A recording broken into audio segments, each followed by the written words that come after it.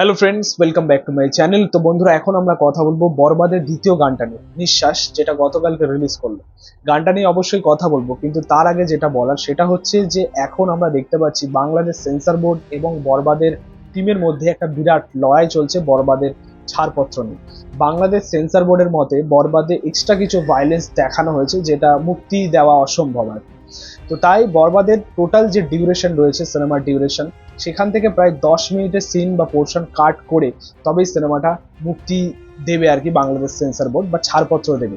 এই কারণে বাংলাদেশ সিনেমার দর্শক, বাংলাদেশ সিনেমার নির্মাতারা, সাকিবিয়ানরা প্রত্যেকেই প্রোটেস্ট জানাচ্ছে যে বরবাদ আনকাট ভাবে মুক্তি দেওয়া হোক। দেখো, এই ঘটনা কিন্তু একদমই নতুন নয়। এর আগেও রেহান রাফির সঙ্গেও এরকম একটা ঘটনা ঘটেছিল, আমি সেটা নিয়ে কথাও বলেছিলাম।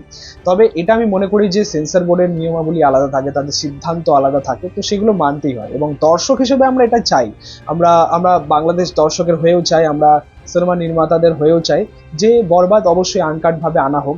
কারণ বরবাদ যারা দেখেছেন, মানে ভিতরে যারা টিম রয়েছে বরবাদের, তারা অবশ্যই সিনেমাটার কিছু সিন দেখেছেন বা কিছু দেখেছেন। তো তাদের মধ্যে সিনেমার মধ্যে যে 10 মিনিট কাট দেওয়া হচ্ছে বা কেটে দেওয়া হচ্ছে, ওই 10 মিনিটই হচ্ছে মেন অংশ, সেটাকে আনা উচিত ছিল। তবে যাই হোক, বাংলাদেশ সেন্সর বোর্ড থেকে ফাইনালি বরবাদ সিনেমাটা ছাড়পত্র পেয়েছে অবশ্যই, কিন্তু সিনেমার টোটাল যে ডিউরেশন হয়েছে 2 ঘন্টা 19 মিনিটের মতো, সেখান থেকে হয়তো 10 মিনিট কাট করেই আর কি এই ডিউরেশনটা দাঁড়িয়েছে। তো দেখা যাক যে ফুল ডিউরেশনটা বা ওই 10 মিনিট অ্যাডেড ভার্সনটা সেটা পরবর্তীকালে ওটিটিতে আসে কিনা, সেটা হচ্ছে দেখার। তবে এটা অবশ্যই আপসেট করার মতো একটা নিউজ, কারণ বরবাদ নিয়ে টিমেদের একটা আলাদা এক্সপেকটেশন ছিল। তো দেখা যাক যে এই ডিউরেশনের মধ্যে সেই জিনিসটা তারা প্রোভাইড করতে পারে কিনা। বন্ধুরা, এবার আমরা কথা বলবো নিঃশ্বাস গানটা নিয়ে। গানটা একটা এনার্জেটিক রিভেঞ্জ সং, যেটা দারুণ লাগছে, মারাত্মক লাগছে শুনতে। জিএম মাস্টার গানটা দারুণ গেয়েছে, লিরিক্সের কাজও খুব ভালো হয়েছে। তিনি লিরিক্স করেছেন আর কি এই গানটার মধ্যে।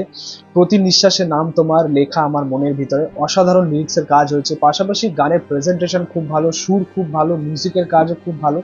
এছাড়া গানের যে ভিডিওটা, পুরোপুরিভাবে রিভিল না করলেও কিন্তু অনেক কিছু রিভিল হয়ে গেছে গল্প সম্বন্ধে। আমরা কিন্তু জেনেই গেলাম যে এই সিনেমার গল্পটা আলটিমেটলি কেমন হবে।